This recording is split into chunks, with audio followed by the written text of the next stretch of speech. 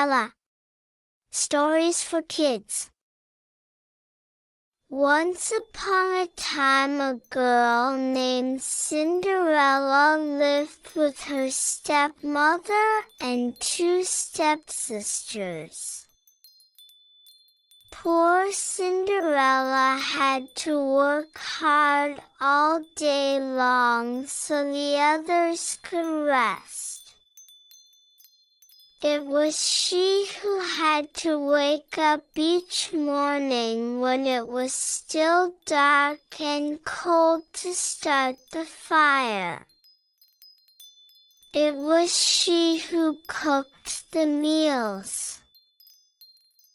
It was she who kept the fire going.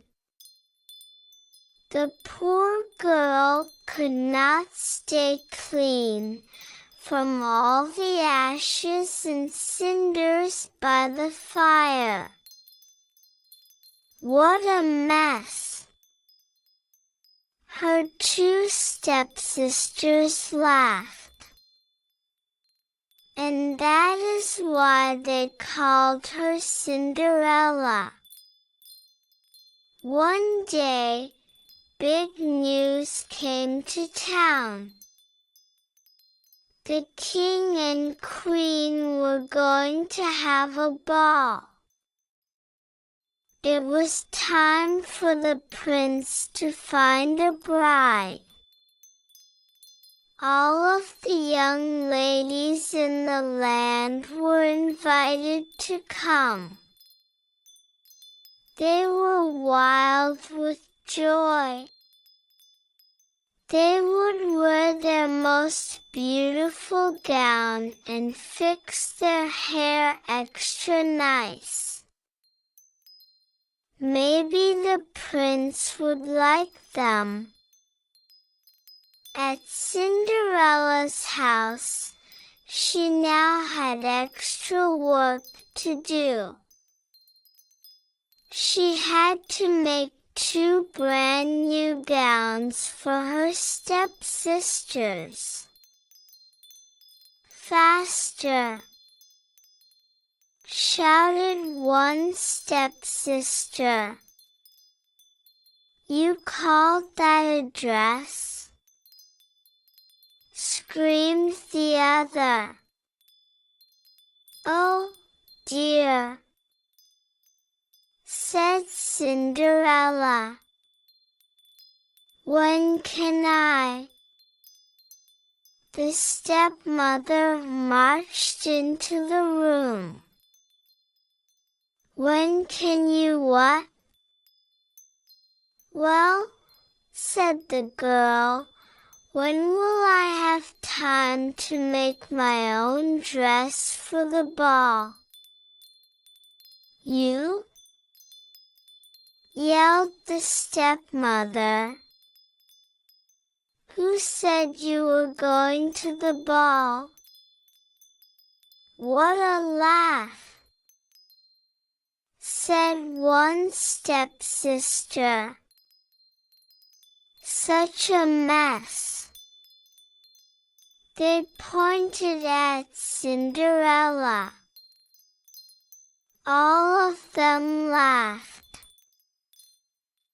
Cinderella said to herself, when they look at me, maybe they see a mess. But I am not that way. And if I could, I would go to the ball. Soon the time came for the stepmother and stepsisters to leave for the big party. Their fine carriage came to the door. The stepmother and stepsisters hopped inside. And they were off.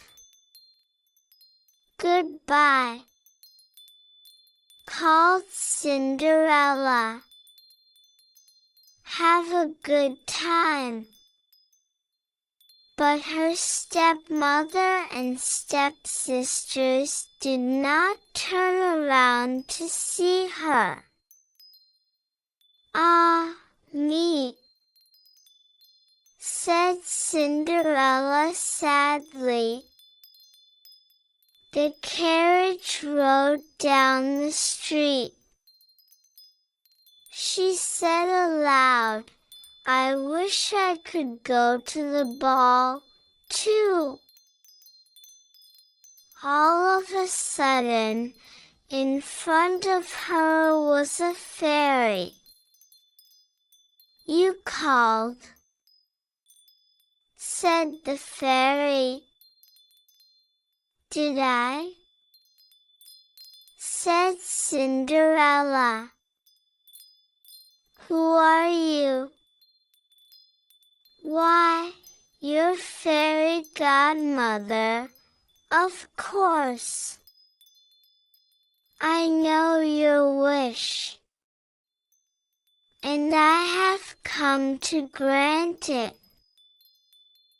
"But,"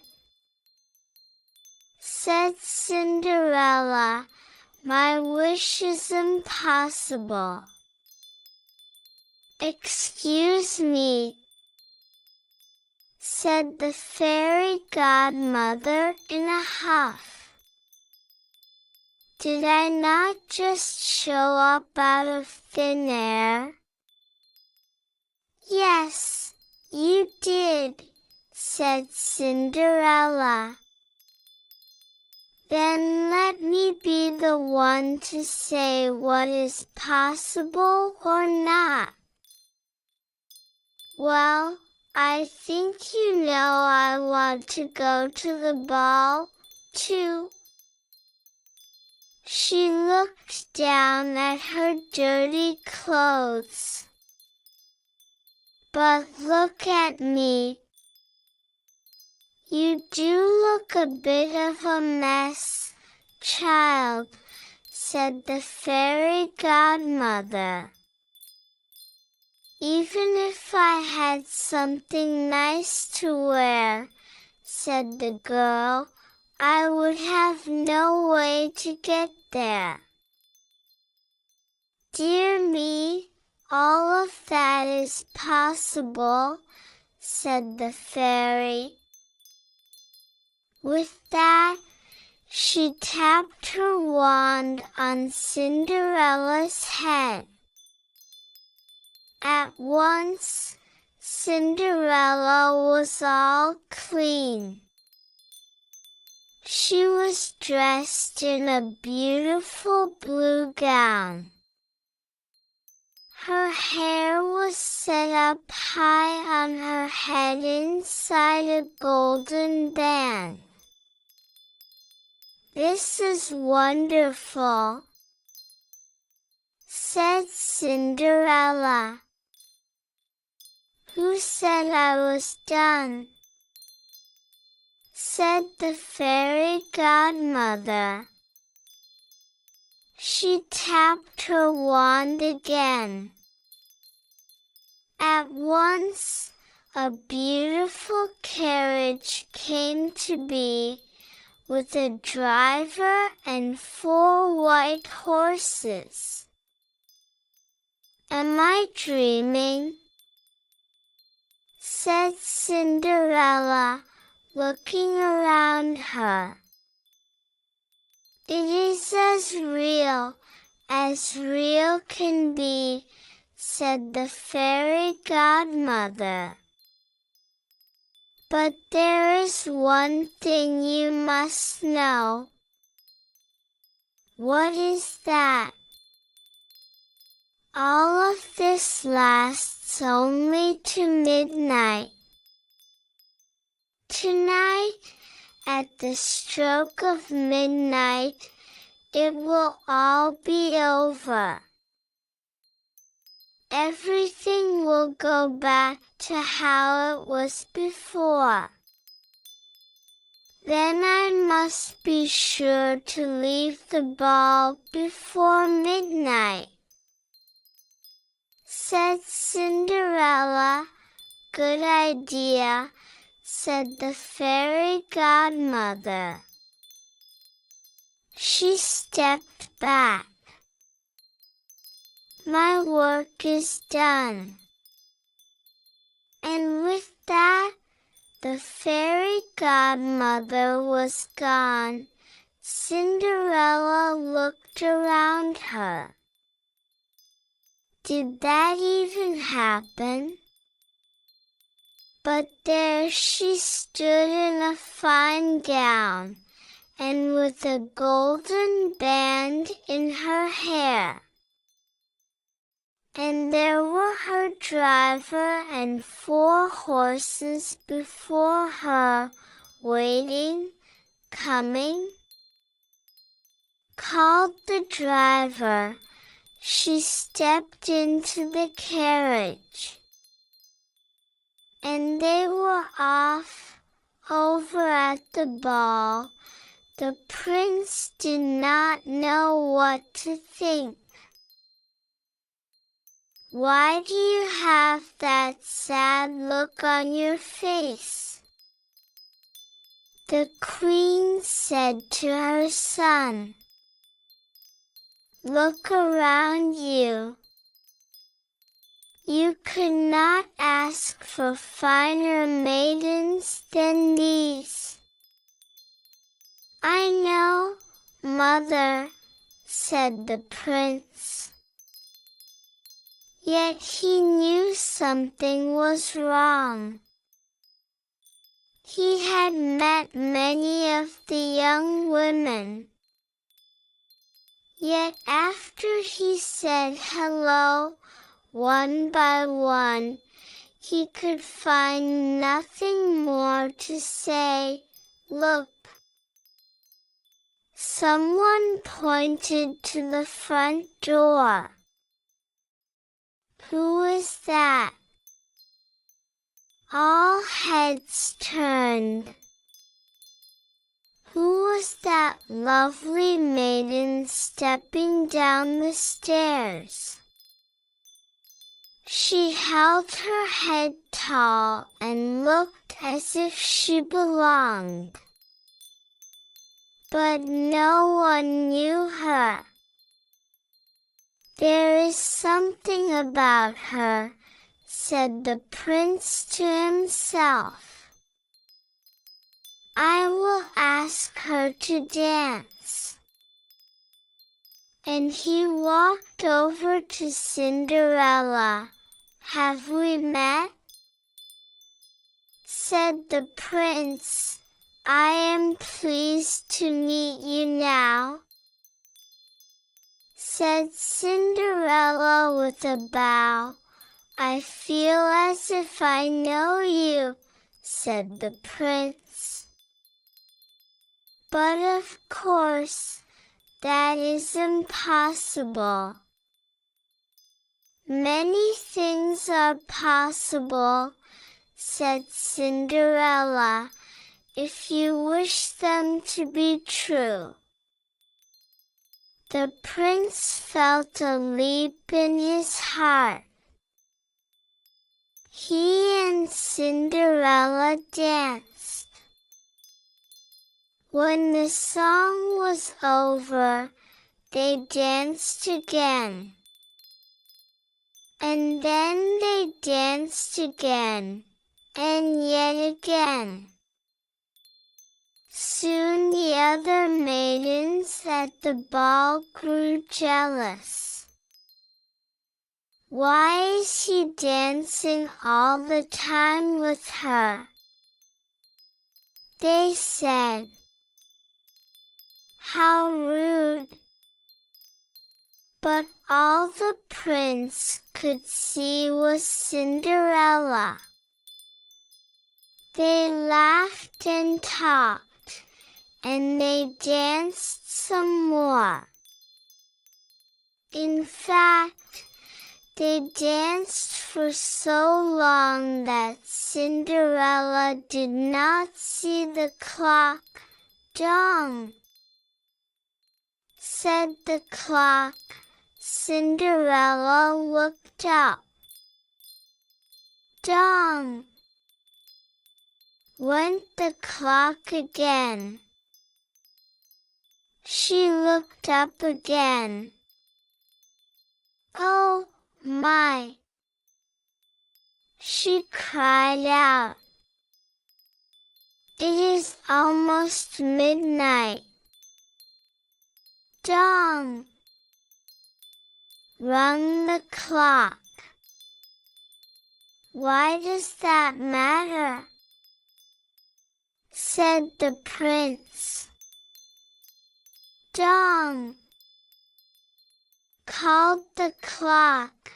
"I must go," said Cinderella. "Dong!" went the clock. "But we just met," said the prince. "Why leave now?" "Dong!" rung the clock. "I must go," said Cinderella. She ran to the steps. "Dong!" said the clock. "I cannot hear you," said the prince. "The clock is too loud." "Dong!" rung the clock. "Goodbye," said Cinderella. Up the stairs she ran. Dong! went the clock. "Please stop for a moment," said the prince. "Oh, dear," she said as one glass slipper fell off her foot on the stair. But Cinderella kept running up. "Dong!" said the clock. "Please wait a moment," said the prince. "Dong!" rung the clock. "Goodbye." Cinderella turned one last time. Then she rushed out the door. Dong! The clock was quiet. It was midnight. "Wait!" called the prince. He picked up her glass slipper and rushed out the door. He looked around but could not see her blue dress anywhere. "This is all I have left from her," he said, looking down at the glass slipper. He saw that it was made in a special way to fit a foot like none other. "Somewhere there is the other glass slipper," he said. "And when I find it, I will find her too. Then I will ask her to be my bride." From hut to hut, from house to house, went the prince. One young woman after another tried to fit her foot inside the glass slipper, but none could fit. And so the prince moved on. At last the prince came to Cinderella's house. "He is coming," called one stepsister as she looked out the window at the door. Screamed the other stepsister. Quick!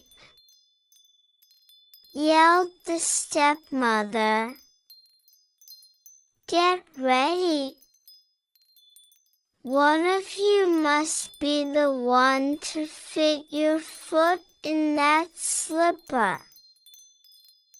No matter what. The prince knocked.